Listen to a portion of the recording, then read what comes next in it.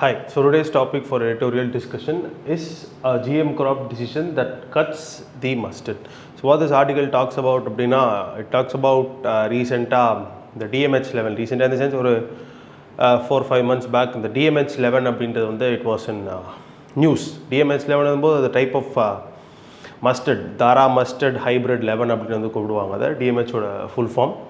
So it was in news. GEAC the environment release open and all these things were happening. So it was news, and this article is also partly based upon this DMH11, and it also talks about the general importance of genetically modified crops. So genetically modified crops are importance, and all these things is what is going to be discussed here.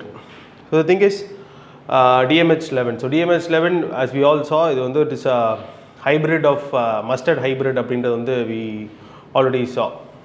So the DMH11 எப்படி எடுத்துட்டு வராங்க, அது DMH11ல என்னென்ன benefits இருக்குது அப்படின்னு பார்த்தீங்கன்னா, DMH11 நம்ம normal மஸ்டர்டை விட it has more productivity. 28% normal mustard தர ப்ரொடக்டிவிட்டியை விட அதிகமாக DMH11 தர முடியும். ஸோ இதை எப்படி எடுத்துகிட்டு வராங்கன்னு பார்த்தீங்கன்னா, it is through cross breeding பண்ணி அதில் சின்ன சின்ன ஜெனடிக் மாடிஃபிகேஷன்ஸ் பண்ணி அதுக்கடுத்து லேட்டராக they are bringing this DMH11 அப்படின்ட்டு. ஸோ அதுக்காக they are taking 2 varieties of mustard. ஒன்று இந்தியன் வெரைட்டியான Varuna, and second is the eastern European variety of early Heera. So இந்த ரெண்டு, வருணா அப்படின்ற ஒரு Indian variety and early Heera அப்படின்ற ஒரு யூரோப்பியன் வெரைட்டி, இந்த ரெண்டு வெரைட்டியும் எடுத்து அதிலிருந்து தான் DMH11 அப்படின்றது வருது by the use of barnase barstar system அப்படின்றது. பார்னேஸ் பாஸ்டர் சிஸ்டம் அப்படின்றது எங்கேருந்து எடுக்கிறாங்க அப்படின்னு பார்த்தீங்கன்னா, it is from bacteria called as Bacillus amyloliquefaciens. Amyloliquefaciens அப்படின்ற அந்த ஒரு பாக்டீரியாவிலேருந்து எடுக்கக்கூடிய ஒரு வேரியண்ட், ஜீன் வேரியண்ட் தான் இந்த பார்னேஸ் பாஸ்டர் சிஸ்டம் அப்படின்றது. இந்த பார்னேஸ் ஒரு வேலையை செய்யும், அண்ட் அகெயின் இந்த பாஸ்டர் இன்னொரு வேலையை செய்யும். Will get into the details எப்படி என்ன வேலை செய்யுது அப்படின்ட்டு. ஸோ இந்த பார்னேஸோட வேலை, so we all know that mustard, கடுகு அப்படின்றது ஒரு செல்ஃப் பாலினேட்டிங் பிளான்ட் அப்படின்ட்டு. செல்ஃப் பாலினேட்டிங் அப்படின்னா அந்த மகரந்த சேர்க்கை அப்படின்றது அதற்குள்ளேயே நடக்கும். அதுக்கடுத்து அதிலிருந்து ஆஃப்ஸ்ப்ரிங்ஸ் வரும். ஸோ இதுதான் செல்ஃப் பாலினேட்டிங் அப்படின்றது.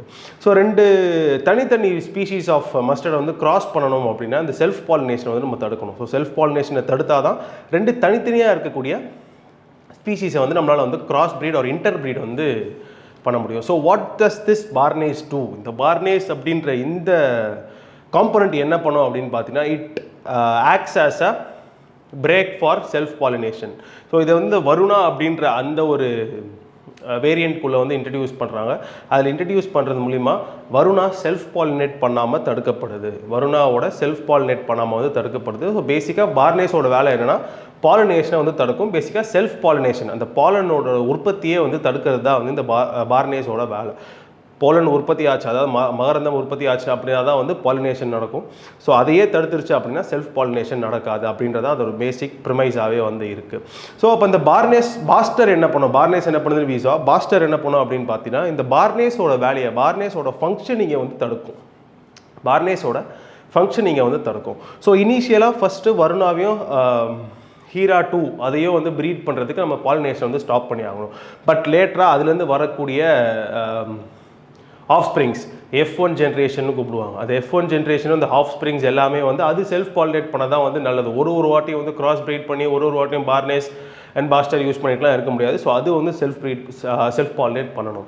ஸோ அந்த ஒரு காரணத்துக்காக அந்த பார்னேஸோட வேலைகளை தடுக்கணும், பார்னேஸ் வேலை செய்கிறத தடுக்கணும் அப்படின்றதுக்காக இன்ட்ரடியூஸ் பண்ணுற ஒரு காம்பனன்ட் தான் இந்த பாஸ்டர் அப்படின்றது. இந்த பார்னேஸ் பாஸ்டர் இது ரெண்டுமே it is taken from Bacillus amyloliquefaciens அப்படின்ற ஒரு டைப் ஆஃப் பாக்டீரியா. ஸோ இந்த பார்னேஸ் பாஸ்டர் சிஸ்டம் யூஸ் பண்ணி தான் இந்த DMH11 அப்படின்றது உருவாக்கப்படுது. பார்னேஸ் இட் இன்ஹிபிட்ஸ் மேல் ஸ்டெரிலிட்டி கொண்டு வரும். எதில் கொண்டு வருதுன்னு பார்த்தீங்கன்னா, வருணா பாஸ்டர் பார்னேஸை அப்போஸ் பண்ணுறது, பார்னேஸை நலிஃபை பண்ணக்கூடிய ஒரு காம்பனன்ட். அது எங்கே இன்ட்ரடியூஸ் பண்ணுறாங்கன்னு பார்த்தீங்கன்னா, it is in early Heera. So இது ரெண்டுத்தையும் சேர்த்து தான் DMH11 அப்படின்னு ஒரு மஸ்டர்ட் வெரைட்டி கிடைக்குது. With 28% more better yields than any variety that we have had. So yes, அதான் DMH11 அப்படின்றது. ஸோ வி சா இந்த GEAC அப்படின்றது என்விரான்மெண்ட் ரிலீஸ் கொடுத்துருந்தாங்க அப்படின்றது. இந்த GEACனா என்ன அப்படின்னு பார்த்தீங்கன்னா, இது ஜெனட்டிக் இன்ஜினியரிங் அப்ரைசல் கமிட்டின்னு கூப்பிடுவாங்க. இது it is a statutory body under environmental Protection Act, statutory body under Environmental Protection Act.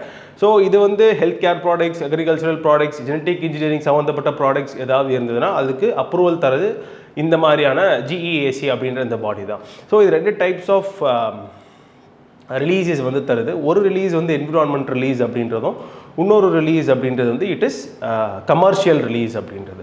இந்த என்விரான்மெண்ட் ரிலீஸ் ஒரு ஜெனட்டிக்கலி இன்ஜினியர் ஜெனட்டிக்கலி மாடிஃபைட் ஆர்கானிசமோ இல்லை ஒரு பிளான்ட்டோ எடுத்துகிட்டு வந்தது பிறகு அது சாயிலில் அது வளரும் போது எப்படி வந்து இருக்குது, அதோட சேஃப்டி எப்படி இருக்குது, அது எவ்வளோ ஈல்டு தருது, அது வந்து நல்லதா கெட்டதா.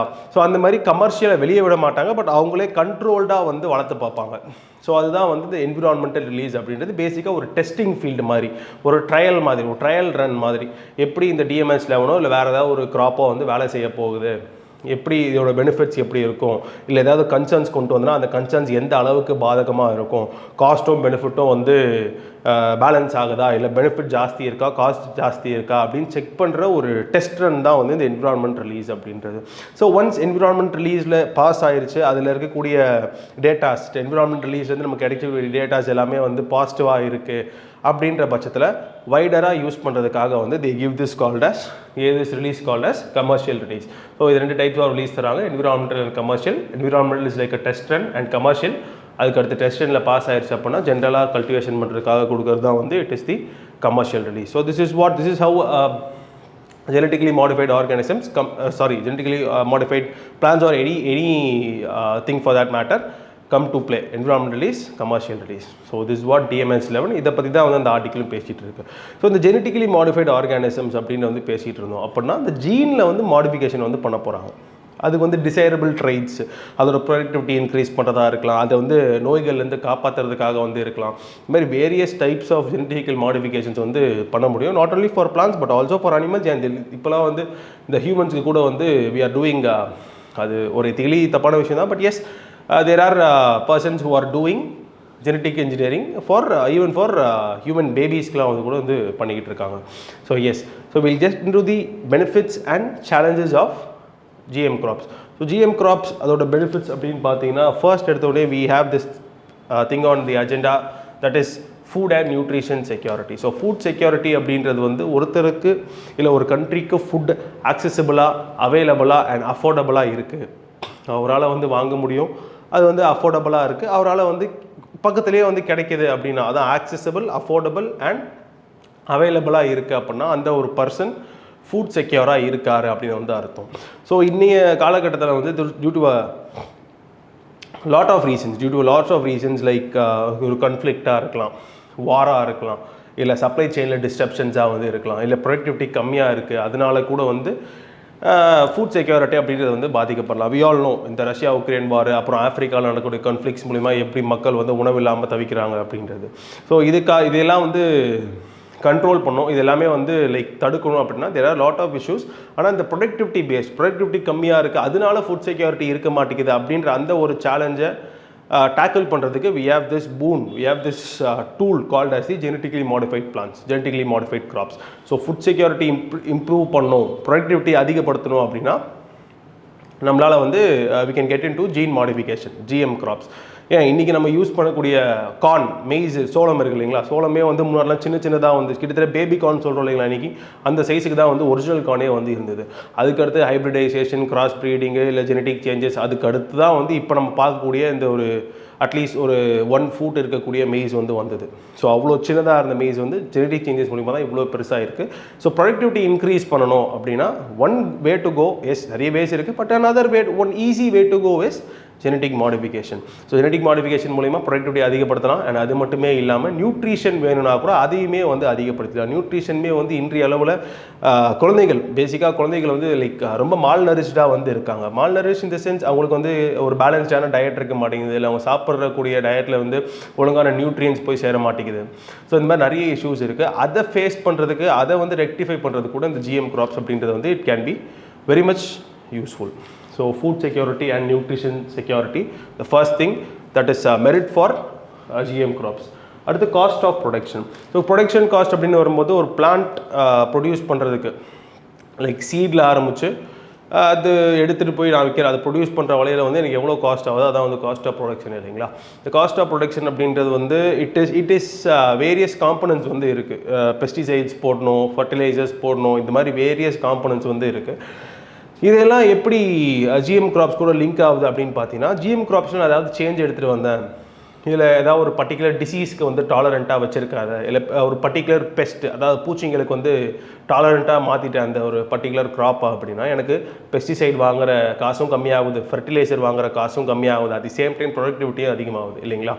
ஸோ ஒரு சராசரியாக வந்து எவ்வளோ ஒரு ஏக்கர் லேண்டுக்கு வந்து ஒரு 600 ml ஆஃப் பெஸ்டிசைட் வந்து தேவைப்படுது. லைக் எனி பெஸ்டிசைட் டிபெண்ட்ஸ், ஒரு இதுக்கும் ஒரு ஜென்ரலாக ஒரு பெஸ்டிசைட் எடுத்தாலும் 600 ml வந்து தேவைப்படுது. 600 ml comes around 1000 rupees to 2000 rupees, இந்த ஒரு காஸ்ட் தான். பட் நமக்கு பார்க்குறதுக்கு அவ்வளோ பெரிய காஸ்ட் இல்லைனாலுமே சரி, பட் ஃபார்மர்ஸ்க்கு it will be a very huge burden on them. So அதெல்லாம் கம்மி பண்ணணும். அந்த cost of production, pesticide, fertiliser இந்த மாதிரியான இடத்துலேருந்து காசுலாம் ப்ரொடக்ஷன் காஸ்ட்டை வந்து கம்மி பண்ணணும் அப்படின்னா one go to component is that of GM crops. அது வந்து பெஸ்டைட் டாலரண்ட்டாக மாற்ற முடியும், ஹெர்பிசைட் டாலரண்ட்டாக மாற்ற முடியும், இந்த மாதிரி விஷயங்கள்லாம் வந்து we can do. ஸோ அதனால வந்து காஸ்ட் ஆஃப் ப்ரொடக்ஷனுமே வந்து it will come down. So second point for the merit. And the other thing is improved resistance அப்படின்னு வரும்போது இந்திய காலகட்டத்தில் வந்து there are lot of environmental challenges.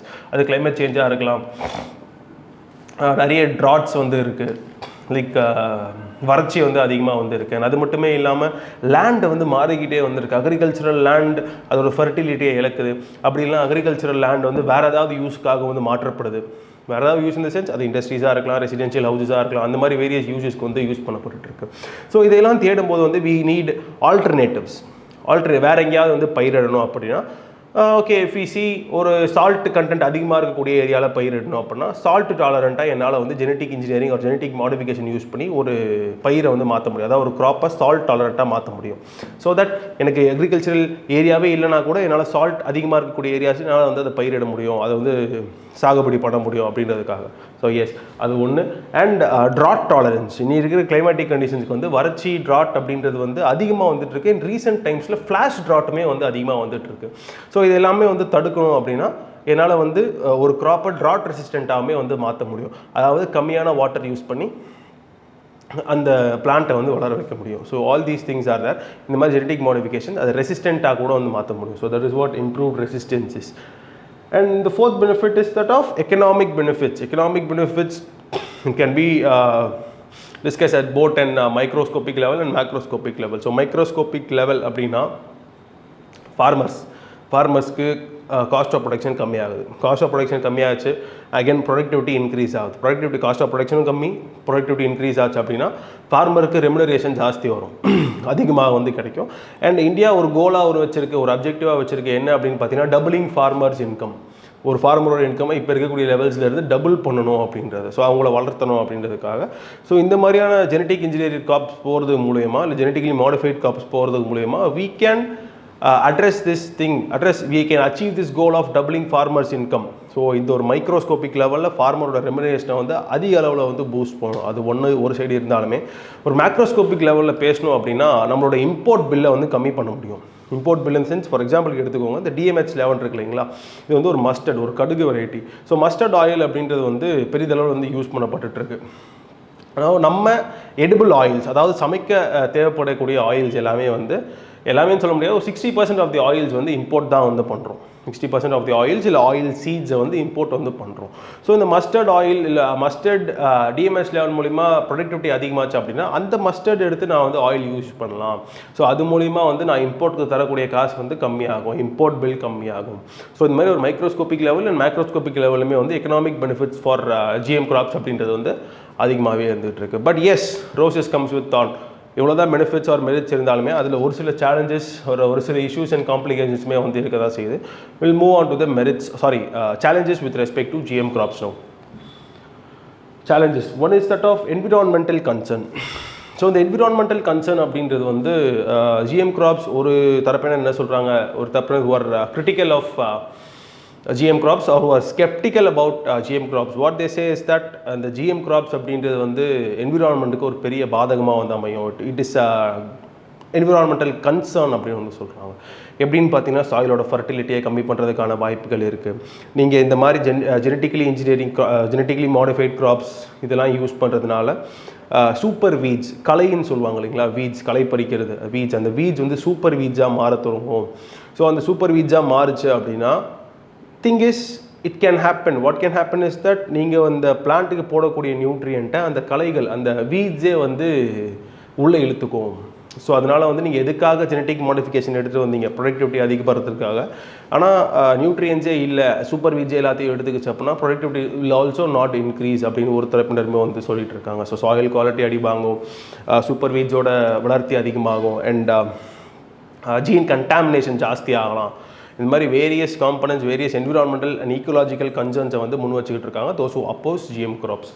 So next thing is loss of biodiversity. So loss of biodiversity அப்படின்னும் போது evolution, adaptation, இதோட basic concept என்ன அப்படின்னு பார்த்தீங்கன்னா survival of the fittest.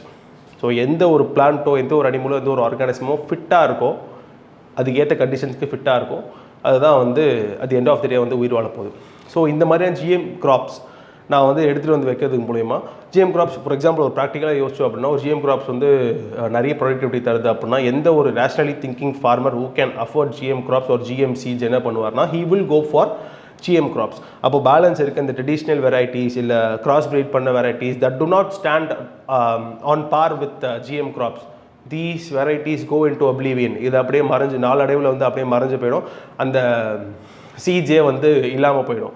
So இதுவுமே வந்து பயோடைவர்சிட்டி லாஸ், இந்த ஈக்கோலாஜிக்கல் ரேசஸ் வந்து லாஸ் ஆகிறது. ஸோ இந்த மாதிரியான விஷயங்கள்லாம் இட் கேன் ஹேப்பன். ஸோ அதுதான் வந்து லாஸ் ஆஃப் பயோடைவர்சிட்டி அப்படின்றது. அது மட்டுமே இல்லாமல் இந்த மாதிரி சின்ன சின்ன கிரெயின்ஸ் வந்து எதாவது கண்டாமினேட்டடாக இருந்தது அப்படின்னா அதை சாப்பிட்றது மூலிமா இந்த மைஸு, சின்ன சின்ன ரோடன்ஸ் அது எல்லாமே வந்து இறக்கிறதுக்கான வாய்ப்பு இருக்குது அப்படின்ற மாதிரியும் வந்து ஒரு சில ரிப்போர்ட்ஸ் வந்து சொல்லிகிட்டு இருக்கு, placing their apprehensions on GM crops. So next is antibiotics. So antibiotic resistance, இந்த GM crops அதிகமாக நம்ம கன்சியூம் பண்ணுறதுனால, இந்த GM cropஸில் வந்து பெஸ்டிசைட்ஸ் அதெல்லாம் யூஸ் பண்ணுறதுனால what is happening is that antibiotic resistance ஜாஸ்தி ஆகலாம் அப்படின்ற மாதிரி ஒரு சில ரிப்போர்ட்ஸ் வந்து சொல்லிட்டு இருக்கு. இன்றைய அளவில் வந்து ஒரு சைலண்ட் பேண்டமிக்காக இருக்கிறது அக்ராஸ் தி குளோப் வந்து it is antimicrobial resistance. We all know that right. ஆன்டிபயோட்டிக்ஸோட எஃபிஷியன்சிஸ் கம்மியாகிறது. ஸோ இந்த மாதிரி நீங்கள் GM crops யூஸ் பண்ணுறது மூலிமா ஆன்டிபயோட்டிக்ஸோட எஃபிஷியன்சியுமே வந்து நாளடைவில் கம்மியாகிட்டே வரும். உடனே கம்மியாகலாம் கூட வந்து towards the down the lane வந்து it will constantly erode the efficiency of antibiotics அப்படின்மே வந்து ஒரு சில அப்போசர்ஸ் வந்து சொல்லிட்டு இருக்காங்க. So antibiotics and allergenicity in the sense allergic ரியாக்ஷன்ஸை வந்து கிரியேட் பண்ணுறது. அலர்ஜிக் ரியாக்ஷன்ஸ் அப்படின்னு வரும்போது வந்து கன்சியூம் பண்ணும்போது வந்து ரேஷஸாக இருக்கலாம், இல்லை வாமிட்டிங், இல்லை டயரியா, இந்த மாதிரி various types of allergic diseases வந்து இருக்குது. ஸோ ஒரு ஹியூமன் கன்செப்ஷனோ இல்லை ஒரு அனிமல் கன்செப்ஷனோ இருக்குது அப்படின்ற பட்சத்தில் இந்த GM crops வந்து இந்த மாதிரியான அலர்ஜிக் ரியாக்ஷன்ஸை வந்து கிண்டில் பண்ணி விடலாம், ஸ்டார்ட் பண்ணி விடலாம் அப்படின்ற மாதிரியான apprehensionsமே வந்து are being placed on GM crops, and these are the common challenges that are being placed or being cited for opposing GM crops. And one thing that has not been very much discussed is that of farmers oda plight in the sense இந்த மாதிரி GM crops ஒரு சில பேர் என்ன சொல்கிறாங்கன்னு பார்த்தீங்கன்னா, இந்த மாதிரி GM cropsலேருந்து வரக்கூடிய சீட்ஸ் நீங்கள் ட்ரெடிஷ்னலாக சீட்ஸ் எடுத்து போடுறீங்க அப்படின்னா, இப்போ தக்காளி போடுறீங்க அப்படின்னா தக்காளிலேருந்து வரக்கூடிய சீட்ஸ் எடுத்து நான் மறுபடியும் ரீசோ பண்ணலாம். அதுக்கான லைக் ஊர்லாம் வந்து we use to live like விதைக்காகவே வந்து ஒரு சில பிளான்ஸ் அப்படியே விட்டுருவாங்க, லைக் அறுவடை பண்ணாமல் ஒரு சில பிளான்ஸ் விதைக்காக போட்டிருக்கேன் அப்படின்னே வந்து விட்டுருவாங்க. பட் ஆனால் when it comes to GM crops அந்த மாதிரி வந்து பண்ண முடியாது. லைக் ஒரு வாட்டியும் வந்து ஃபார்மர்ஸ் போயிட்டு வாங்குற மாதிரி தான் இருக்கும் சீட்ஸ் அப்படின்ற மாதிரி வந்து அப்ரிஹென்ஷன்ஸ் வந்து பிளேஸ் பண்ணப்பட்டிருக்கு. ஸோ இந்த மாதிரி நடந்தது அப்படின்னா நீங்கள் எதுக்கு ஃபார்மரோட இன்கம் வந்து டபுள் பண்ணணும் அப்படின்னு வந்து இந்த GM cropsலாம் வந்து சப்போர்ட் பண்ணுறீங்க. பட் அதுவே நடக்காது இல்லைங்களா, இங்கே வர காசுனா அப்படியே எடுத்துகிட்டு போயிட்டு சீட்ஸ் தான் வாங்க போகிறேன் அப்படின்னு இன்னொரு தரப்பினருமே வந்து இந்த GM cropsை வந்து அப்போஸ் பண்ணிட்டு இருக்காங்க.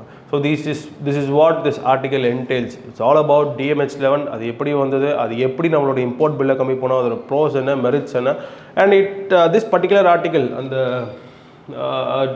GM crop decision that cuts mustard அப்படின்ற ஆர்டிகல் வந்து it talks about on the pro side of GM crops. அது வந்து நிறைய எடுத்துகிட்டு வரணும். அதோட பேசிக்காக என்ன வச்சுருக்குன்னு பார்த்தீங்கன்னா, ஃபுட் செக்யூரிட்டி தேவை, across the Globe food security தேவை.